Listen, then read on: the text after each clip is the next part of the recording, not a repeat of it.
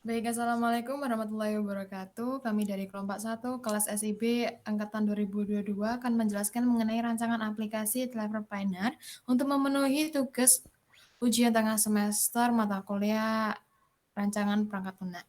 Next. Jangan bakat. Baik, sebelum itu kami akan memperkenalkan diri terlebih dahulu. Perkenalkan, nama saya Balkis Putri Priyani dengan NIM 052. Halo, perkenalkan saya Maulana Dimas Siga anak Aurea Kalasya dengan NIM 048. Perkenalkan, nama saya Ferdian Firman Maulana dengan NIM 049. Perkenalkan, nama saya Ilhan Majid dengan NIM 065. Saya Meja dengan NIM terakhir 071.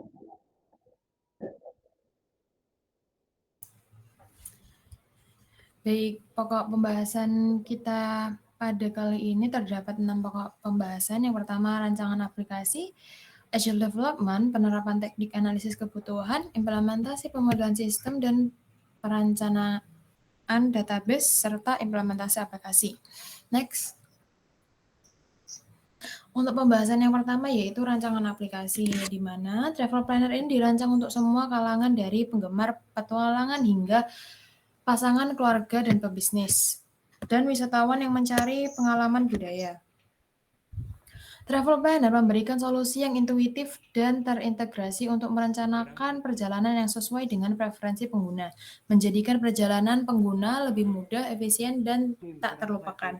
Dengan beberapa fitur yang di dalamnya seperti ini. Yang pertama yaitu fitur perancangan destinasi yang membantu pengguna dalam mencari destinasi wisata yang ingin mereka kunjungi dan melihat informasi lengkap tentang tempat tersebut.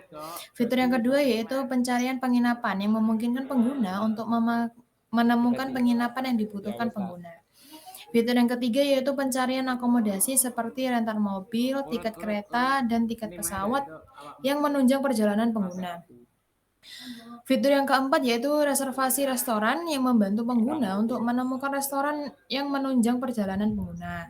Fitur yang kelima yaitu rencana perjalanan yang memungkinkan pengguna untuk membuat rencana perjalanan harian dengan menambahkan atraksi wisata, restoran, dan kegiatan lainnya ke dalam jadwal perjalanan mereka. Fitur yang keenam yaitu peta interaktif yang sangat penting bagi aplikasi ini. Tujuannya untuk menampilkan peta interaktif yang menunjukkan lokasi tempat-tempat wisata dan akomodasi yang telah ditambah ke dalam rencana perjalanan. Next.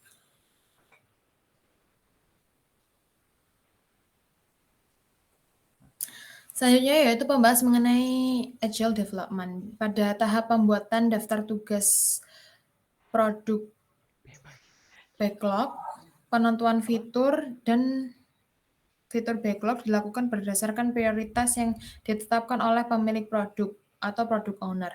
Detail dari daftar fitur-fitur ini dapat ditemukan dalam tabel berikut. Yang pertama untuk fitur login, di mana registrasi pengguna dengan email dan kata sandi, memasukkan akun pengguna, dan pemulihan kata sandi. Untuk fitur yang kedua, terdapat detail penampilan destinasi wisata terpopuler, pencarian destinasi berdasarkan kriteria tertentu, dan filter hasil pencarian. Untuk fitur yang ketiga yaitu profil pengguna, di mana terdapat halaman profil pengguna dengan informasi pribadi, riwayat perjalanan pengguna, dan aktivitas serta ulasan yang dibagikan oleh pengguna. Fitur yang keempat yaitu pencarian destinasi wisata. Terdapat pencarian aktivitas wisata dengan deskripsi, harga, dan opsi pemesanan, dan juga terdapat integrasi dengan penyediaan aktivitas wisata. Untuk fitur yang kelima yaitu mengenai pencarian transportasi, di mana terdapat formulir pemesanan transportasi lokal, integrasi dengan layanan transportasi seperti Uber dan Lyft. Fitur yang keenam terdapat pencarian penginapan, di mana terdapat dua komponen utama yaitu formulir pemesanan hotel dengan pemesanan kamar, dan terdapat proses pemesanan hotel dan integrasi dengan database hotel. Selanjutnya fitur yang ketujuh yaitu peta dan navigasi, di mana di sini terdapat peta interaktif dengan petunjuk arah, integrasi dengan layanan pemetaan Google Maps. Fitur yang terdelapan yaitu rencana perjalanan, di mana penjadwalan aktivitas perjalanan dan pengaturan aktivitas perjalanan. Yang kesembilan yaitu fitur reservasi restoran, di mana terdapat formulir reservasi restoran, proses reservasi, dan konfirmasi oleh restoran. Yang terakhir yaitu terdapat fitur pengaturan keuangan. Terdapat tampilan pengaturan keuangan, integrasi dengan sistem keuangan, dan pengelolaan anggaran. Next.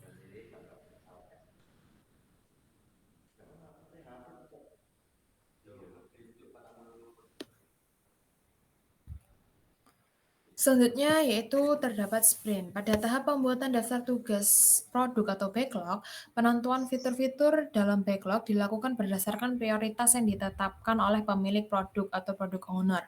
Produk backlog ini adalah daftar yang bisa diperbarui dan diprioritaskan secara teratur oleh tim pengembangan.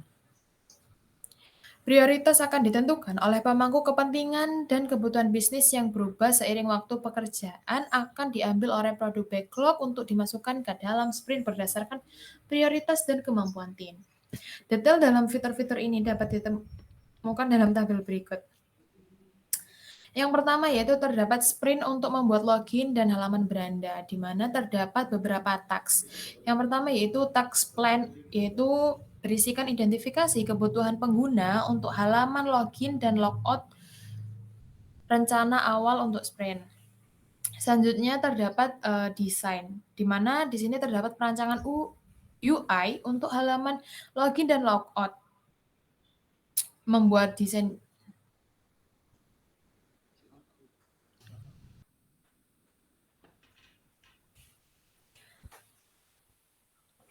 desain perancangan UI, halaman login dan logout. Terdapat juga tugas develop implementasi fitur login dan logout berdasarkan desain yang telah dibuat. Lalu terdapat testing yang melakukan pengujian unit dan integritas untuk memastikan bahwa fitur login dan logout berfungsi dengan baik. Selanjutnya terdapat review evaluasi hasil pekerjaan sprint 1. Apakah semua fitur sudah berjalan dengan baik dan apakah umpan balik dari tim atau pengguna untuk memperbaiki selanjutnya. Lalu task yang terakhir pada login dan halaman beranda ini terdapat yaitu rilis, di mana fitur autentifikasi dan halaman beranda ke pengguna atau lingkungan produk akan dirilis. Selanjutnya terdapat sprint 2, yaitu profil pengguna dan pencarian destinasi wisata. Terdapat 6 task. Yang pertama, plan atau identifikasi kebutuhan pengguna untuk profil pengguna dan perencanaan tiket pesawat. Selanjutnya terdapat desain profil pengguna, yaitu mendesain UI untuk profil pengguna. Lalu terdapat task desain aktivitas dan ulasan. Terdapat task untuk merancang desain konsep UI untuk aktivitas dan ulasan. Selanjutnya terdapat desain pencarian destinasi. Di sini tugasnya yaitu untuk mendesain UI untuk pencarian destinasi. Task yang kelima yaitu terdapat testing yang dilakukan pengujian dan integrasi untuk memastikan bahwa fitur-fitur profil pengguna dan pencarian tiket pesawat berfungsi dengan baik. Yang terakhir terdapat review atau evaluasi hasil pekerjaan sprint 2 dan memperbaiki masalah yang mungkin muncul dan mendapatkan umpan balik dari tim atau pengguna. Sprint yang ketiga yaitu pencarian transportasi dan penginapan, di mana di sini terdapat 5 task. Yang pertama terdapat task plan identifikasi kebutuhan pengguna untuk pemesanan hotel dan pemesanan transportasi lokal. Selanjutnya terdapat task untuk pemesanan hotel, desain pemesanan hotel. Di sini mendesain UI untuk pemesanan hotel. Selanjutnya terdapat task untuk desain pemesanan transportasi lokal. Di sini mendesain konsep UI untuk pemesanan transportasi lokal, serta implementasi fitur pemesanan transportasi lokal. Selanjutnya terdapat testing yang dilakukan untuk menguji unit dan integrasi untuk memastikan bahwa fitur pemesanan hotel dan transportasi lokal berfungsi dengan baik. Yang terakhir yaitu review evaluasi dari hasil pekerjaan sprint 3, memperbaiki masalah yang mungkin muncul dan mendapatkan umpan balik dari tim atau pengguna. Next.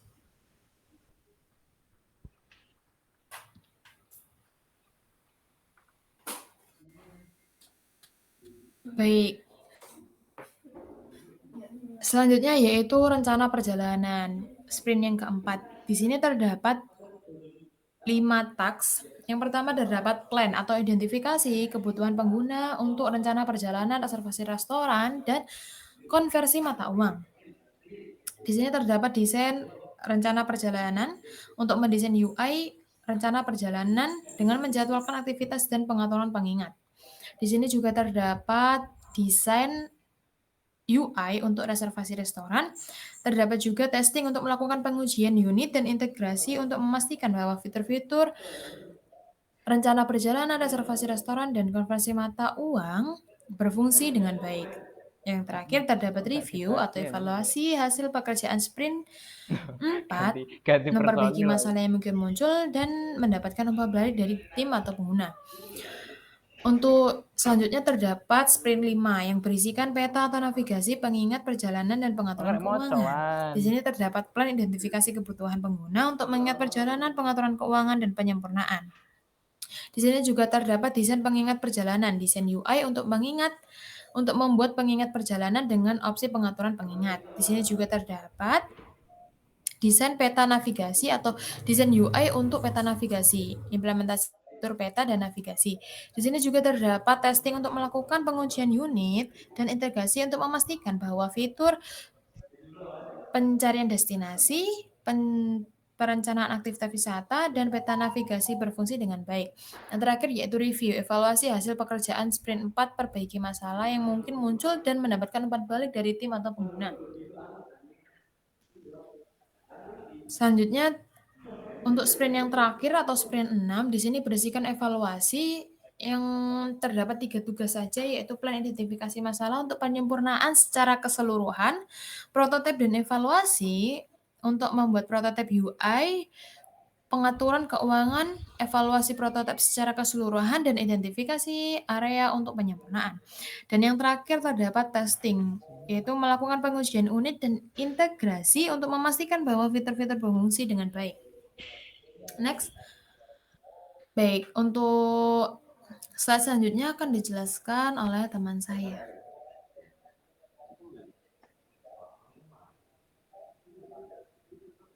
Oke, masuk pada sprint pengembangan aplikasi Travel Planner, kami mengintegrasikan Scrum ke dalam platform manajemen proyek Trello untuk mengorganisasi dan melacak semua tahap pengembangan dengan lebih terstruktur dan terorganisir. Trello menyediakan fitur-fitur seperti papan atau board, daftar atau list, dan kartu atau card yang dapat digunakan untuk mengelola Scrum. Kemudian Trello untuk Scrum meliputi satu papan board. Papan Trello dapat digunakan untuk mempresentasikan papan Scrum yang terdiri dari 3 daftar utama, yaitu to do atau pekerjaan yang akan dilakukan, in progress, pekerjaan yang sedang berlangsung, dan done atau pekerjaan yang sudah selesai. Setiap kartu di papan mewakili tugas atau item backlog, seperti gambar yang terdapat pada gambar ini. Next. Terus yang kedua, daftar atau list. Daftar Trello digunakan untuk merepresentasikan daftar sprint atau interaksi dalam Scrum. Ini memungkinkan tim untuk mengorganisir pekerjaan dalam siklus sprint yang terdefinisi. Next. Yang ketiga, kartu atau card. Kartu Trello digunakan untuk merepresentasikan tugas-tugas individu atau item backlog dalam sprint. Setiap kartu dapat diberi label atau deskripsi, estimasi waktu, dan anggota tim yang bertanggung jawab. Yang keempat, label. Penggunaan label pada kartu Trello digunakan untuk merepresentasikan nama atau urutan sprint pada Scrum. Ini sesuai dengan praktik Scrum dalam mengelompokkan dan mengurutkan pekerjaan. Next. Terus penerapan teknik analisis kebutuhan. Yang pertama, skenario teknis analisis dengan survei kuesioner. Yang pertama, identitas pengguna. Yang pertama, usaha Anda bisa dilihat. Terus yang kedua ada jenis kelamin. Terus yang ketiga ada lokasi Anda. Terus yang keempat ada kebutuhan pengguna. Apakah Anda merasa kesulitan untuk merencanakan perjalanan atau menemukan lokasi libur? Terus apakah Anda merasa kesulitan untuk mencari penginapan yang sesuai keinginan Anda? Yang kelima ada fitur aplikasi. Jika Anda pernah merasa apakah fitur ini perlu dihadirkan dalam aplikasi Travel Planner. Terus ada pengalaman pengguna. Yang ketujuh ada keamanan privasi. Dan ke-8 ada saran dan masukan tambahan. Next. Terus yang kedua ada skenario teknik analisis dan wawancara. Yang pertama pendahuluan, perkenalan diri dan tujuan wawancara. Terus yang kedua ada pengalaman umum. Terus yang ketiga ada proses perencanaan. Yang keempat ada fungsionalitas dan fitur. Terus ada hasil dan umpan balik. Terus yang terakhir ada penutup. Next. Terus yang ketiga ada skenario teknik analisis dengan observasi. Yang pertama penggunaan pertama kali oleh pengguna baru. Yang kedua ada penggunaan oleh pelancong, berpengalaman, dan ketiga ada kolaborasi dalam perencanaan perjalanan bersama teman. Next. Yang keempat ada skenario teknik analisis dengan dokumen. Yang pertama ada pengenalan dokumen, terus yang kedua ada latar belakang, mengidentifikasi masalah, terus yang ketiga ada fungsionalitas utama, terus yang keempat ada kebutuhan pengguna, yang kelima ada fungsionalitas tambahan, yang keenam kesimpulan, dan yang terakhir hasil analisis. Dan selanjutnya akan dijelaskan oleh teman saya.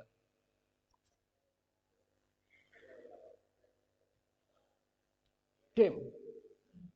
Oke. Implementasi pemodelan sistem. Yang pertama, diagram konteks. Diagram konteks ini menggambarkan interaksi antara dua entitas eksternal, yaitu user atau pengguna dan admin. User atau pengguna mengirimkan data pencarian melalui sistem yang di mana data yang diperoleh oleh sistem adalah data yang diinput oleh admin. Setelah admin menginput data yang diperlukan oleh sistem, maka user pun akan memperoleh data yang diinginkan. Next. Lanjut ke DFD level 1. Diagram konteks ini menggambarkan interaksi antara dua entitas eksternal, yaitu user atau pengguna dan admin, dengan sistem yang memiliki 3 proses utama, yaitu verifikasi, pencarian, dan input data dan informasi. Selain itu ada 3 jenis data yang terlihat dalam sistem ini: data penginapan, data destinasi wisata, dan data transportasi. Berikut ini adalah penjelasan untuk setiap komponen dalam diagram. 1. User, pengguna, dan admin. User adalah entitas eksternal yang mewakili pengguna yang menggunakan sistem untuk mencari informasi tentang penginapan, destinasi wisata, dan transportasi. Lalu admin adalah entitas eksternal yang bertanggung jawab untuk mengelola data dalam sistem, termasuk memasukkan dan memperbarui informasi terkait penginapan, destinasi wisata, dan transportasi. Lalu yang kedua, proses verifikasi. Merupakan tahapan awal dalam interaksi antara pengguna dan sistem. Fungsi proses ini adalah untuk memverifikasi identitas pengguna, memastikan bahwa hanya pengguna yang berwenang yang dapat mengakses informasi dalam sistem. Setelah verifikasi berhasil, pengguna diberikan akses ke fungsi sistem lainnya. Lalu yang ketiga, proses pencarian. Merupakan inti dari sistem ini, di mana pengguna dapat mencari informasi tentang penginapan, destinasi wisata, dan transportasi. Data-data yang diperlukan untuk pencarian seperti kriteria penginapan atau tujuan perjalanan digunakan dalam proses ini untuk memberikan hasil pencarian yang relevan kepada pengguna. Lalu yang keempat, proses input data. Proses input data adalah tanggung jawab admin untuk memasukkan dan mengelola data-data terkait penginapan, destinasi wisata, dan transportasi dalam sistem. Data yang dimasukkan melalui proses ini akan digunakan dalam proses pencarian oleh pengguna. Lalu yang kelima, proses informasi adalah tahapan akhir dalam interaksi pengguna dengan sistem. Setelah pengguna melakukan pencarian, sistem memberikan informasi terkait penginapan, destinasi wisata, dan transportasi sesuai dengan permintaan pengguna. Data-data yang digunakan dalam proses ini mencakup data penginapan, data destinasi wisata, data transportasi yang digunakan untuk memberikan informasi yang akurat dan berguna kepada pengguna. Next. DFD level 2 untuk proses yang ke-1. Diagram alur data di atas memberikan gambaran tentang sistem yang terdiri dari 3 proses utama, yakni mencari penginapan, mencari destinasi wisata, dan mencari transportasi, serta bagaimana data bergerak dalam setiap proses tersebut. Yang pertama, mencari penginapan. Proses ini dimulai ketika user mencari penginapan sesuai dengan kebutuhan perjalanan mereka. Dalam subproses mencari informasi penginapan, sistem menggunakan data penginapan sebagai referensi untuk mencari informasi penginapan yang cocok dengan preferensi pengguna. Setelah hasil pencarian ditemukan, proses ini mengarahkan hasil tersebut kepada user dengan menggunakan subproses memberi informasi penginapan, memungkinkan pengguna untuk memperoleh informasi yang relevan. Lalu yang kedua, mencari destinasi wisata. User selanjutnya mencari informasi tentang destinasi wisata yang ingin mereka kunjungi dalam perjalanan mereka. Dalam proses mencari informasi destinasi wisata, sistem mencari informasi tentang destinasi wisata yang sesuai dengan preferensi user dengan mengacu pada data destinasi wisata. Lalu hasil pencarian ini disampaikan kepada user melalui subproses memberi informasi destinasi wisata memungkinkan pengguna untuk mendapatkan informasi terkait destinasi tersebut. Lalu yang ketiga, mencari transportasi. Pada tahap ini, user mencari informasi tentang opsi transportasi yang tersedia untuk perjalanannya. Subproses mencari informasi transportasi digunakan untuk mencari informasi transportasi yang sesuai dengan kebutuhan user dengan menggunakan data transportasi sebagai referensi. Hasil pencarian ini disampaikan kepada user melalui subproses memberi informasi transportasi yang memungkinkan pengguna untuk memperoleh informasi yang relevan terkait opsi transportasi. Dalam rangkaian ini, diagram alur data level 2 membantu memahami bagaimana pengguna berinteraksi dengan sistem untuk mendapatkan informasi yang dibutuhkan dalam perencanaan perjalanan mereka dengan efisien dan sesuai dengan preferensi masing-masing. Next. Lalu lanjut ke proses yang kedua, diagram alur data di samping menggambarkan sejumlah proses yang melibatkan admin dalam pengelolaan data terkait penginapan, destinasi wisata, dan transportasi. Berikut pertanyaannya. Yang pertama, input data penginapan. Proses ini dimulai dengan tindakan admin yang melakukan input data terkait penginapan ke dalam sistem. Lalu data penginapan yang dimasukkan oleh admin tersebut akan disimpan dalam basis data yang disebut data penginapan. Hasil dari proses ini adalah data penginapan yang terorganisir dan tersimpan dalam sistem, siap untuk digunakan dalam pencarian atau penyediaan informasi kepada pengguna. Lalu yang kedua, input data destinasi wisata. Menggambarkan tindakan admin dalam memasukkan data destinasi wisata ke dalam sistem.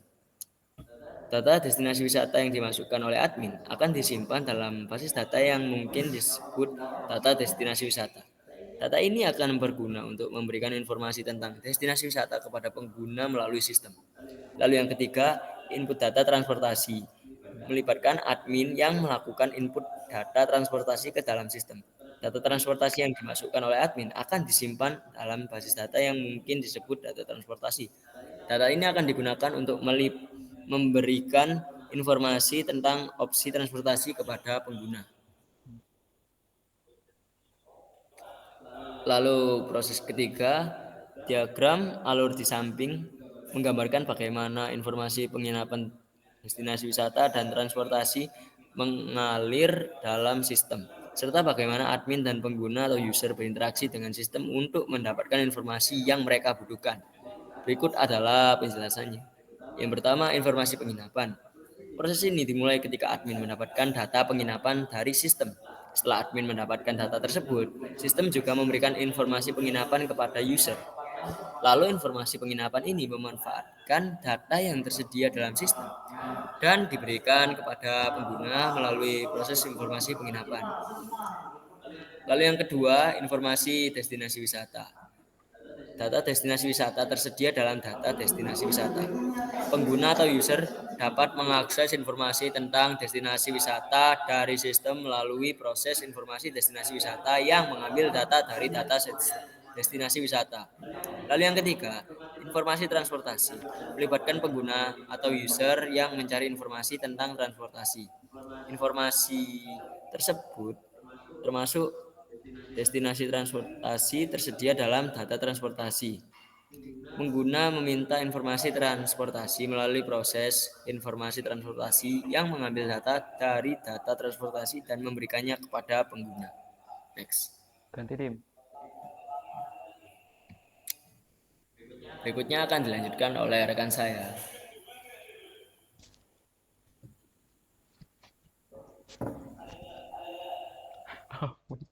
Mikmu dah. Nah, wes. Terus dieman. Makasih ya. Selanjutnya ada perancangan database. Yang pertama ada IRD. Di sini terdapat 7 entitas. Terdapat user,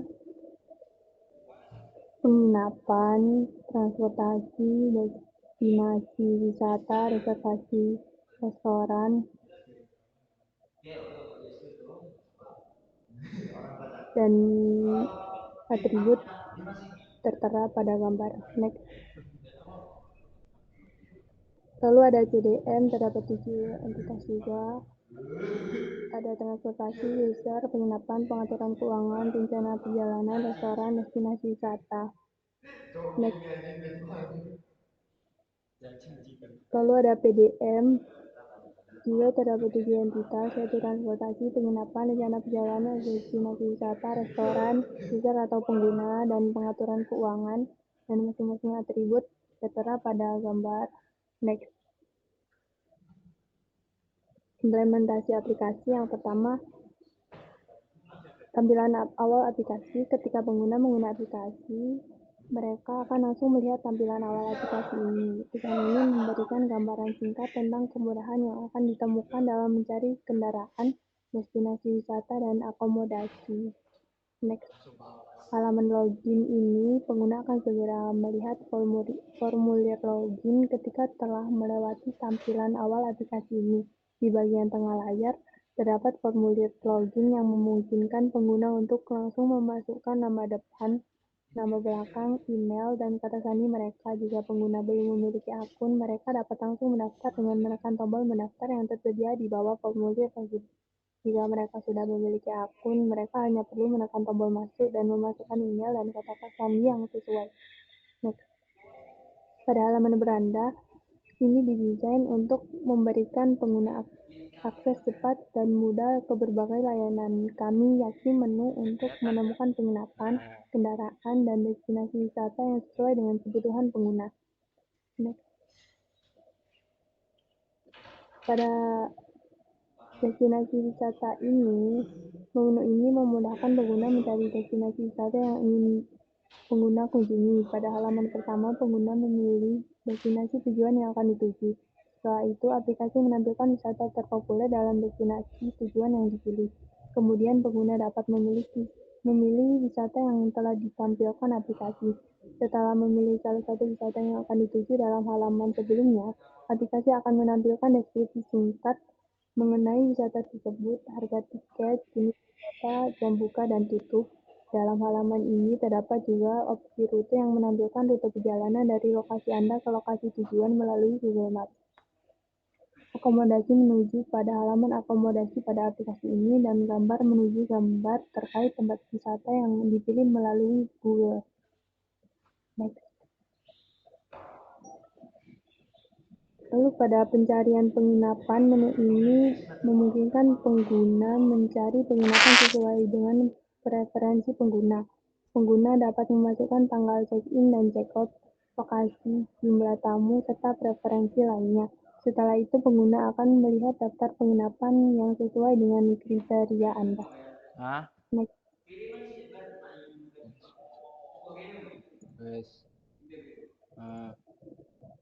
Lalu pada fitur perjalanan, fitur ini pengguna dapat melakukan reservasi tiket pesawat dan kereta dan juga rental mobil untuk menunjang perjalanan yang akan dilakukan. Pada bagian mobil adalah opsi rental mobil yang ketika diklik akan menuju halaman booking.com untuk rental mobil. Pada bagian kereta adalah opsi untuk reservasi tiket kereta yang ketika diklik akan menuju website KAI.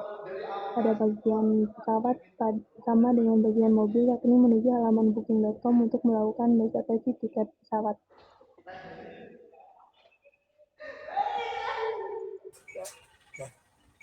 Selanjutnya akan dijelaskan oleh rekan saya. Baik, untuk yang terakhir adalah kesimpulan. Jadi dalam pengembangan aplikasi travel planner ini, kami telah berhasil menciptakan sebuah alat yang bermanfaat dan dapat membantu pengguna merencanakan perjalanan mereka dengan lebih efisien dan menyenangkan. Aplikasi ini telah mengatasi banyak masalah yang seringkali dihadapi oleh para pelancong, mulai dari merencanakan rute perjalanan hingga mengelola anggaran. Dalam proses pengembangan aplikasi ini, kami mengambil berbagai langkah penting untuk memastikan keberhasilan dan kepuasan pengguna. Pertama, kami merinci kebutuhan pengguna dengan cermat dan memahami tantangan yang mereka hadapi dalam perencanaan perjalanan. Dengan pemahaman ini, kami merancang fitur-fitur yang dapat membantu mereka mengatasi masalah tersebut, seperti perencanaan rute otomatis, pencarian akomodasi, serta pengelolaan anggaran. Kami juga fokus pada antarmuka yang ramah pengguna, menjadikan kasih travel planner udah dinavigasi dan digunakan oleh berbagai jenis pengguna. Selanjutnya, kami memastikan keamanan dan kehandaan aplikasi dengan melakukan pengujian menyeluruh. Aplikasi ini telah melalui berbagai tahap pengujian, termasuk uji coba pengguna, uji keamanan, serta pengoptimalan kinerja. Hal ini bertujuan untuk memastikan bahwa pengguna dapat mengandalkan travel planner selama perjalanan mereka dan bahwa data pribadi mereka terlindungi. Dengan diluncurkannya aplikasi travel planner ini, kami berharap dapat memberikan kontribusi yang signifikan dalam memudahkan dan meningkatkan pengalaman perjalanan pengguna. Kami juga berharap bahwa aplikasi ini akan memungkinkan mereka untuk menjelajahi dunia dengan lebih percaya diri dan merencanakan perjalanan yang tak terlupakan. Baik, itu saja presentasi UTS RPL dari kelompok kami. Kurang lebih ya mohon maaf. Terima kasih. Wassalamualaikum warahmatullahi wabarakatuh.